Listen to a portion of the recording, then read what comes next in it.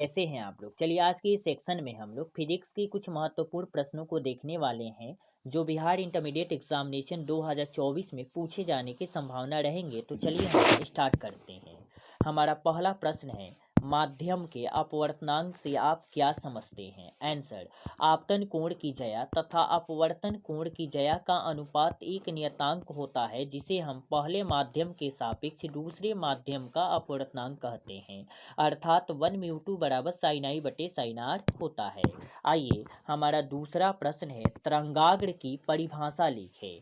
माध्यम में खींचा गया वह पृष्ठ जिस पर स्थित सभी कण किसी क्षण कंपन की समान कला में हो तरंगाग्र कहलाता है। तरंगाग्र तीन प्रकार के होते हैं, गोलीय तरंगाग्र, बेलनाकार तरंगाग्र और समतल तरंगाग्र। आइए हमारा तीसरा प्रश्न है, प्रकाश के वर्ण विक्षेपण को समझाएं।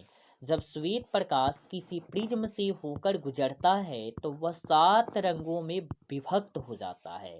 इस घटना को हम प्रकाश का वर्ण विक्षेपण कहते हैं। आइए हमारा चौथा प्रश्न है, प्रकाश का विवर्तन क्या है?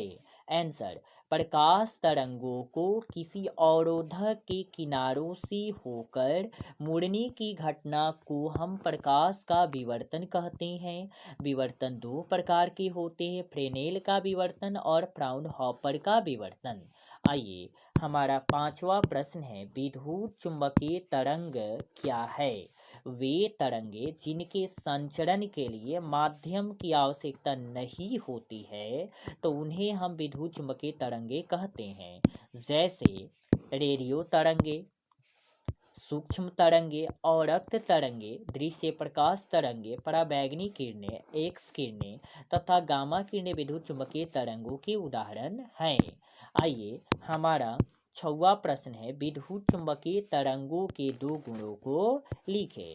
तो विद्युत चुंबकीय तरंगे त्वरित आवेशों से उत्पन्न होती है, ये अनुप्रस्थ प्रकृति की होती है, इनके संचरण के लिए माध्यम की आवश्यकता नहीं होती है और निर्वात में विद्युत चुंबकीय तरंगों की चाल c बराबर 1/√μ0 इंटू एप्सिलॉन नॉट के बराबर होती है। आइए हमारा सातवां प्रश्न है कि लॉरेंज बल क्या है?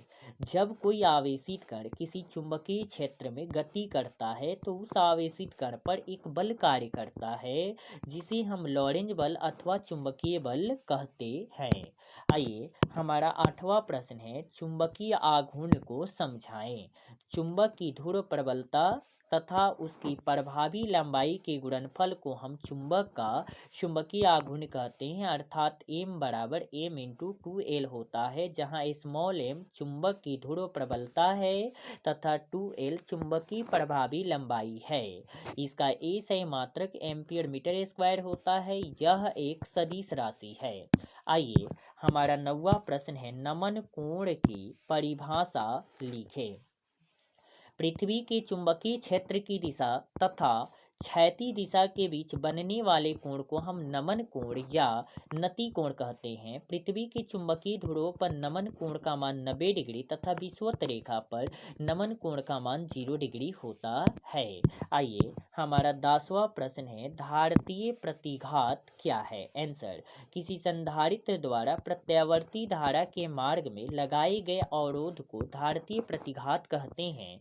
इसे एक सी से सूचित किया जाता है, अर्थात एक सी बराबर 1/ओमेगा c होता है, जहां ओमेगा कोणीय आवृत्ति है और ओमेगा का मान 2πf के बराबर होता है। यदि हम ओमेगा की जगह 2πf को रखेंगे तब हमारे पास एक सी का फॉर्मूला 1/2πfc प्राप्त होगा। इसका मात्रक ओम होता है।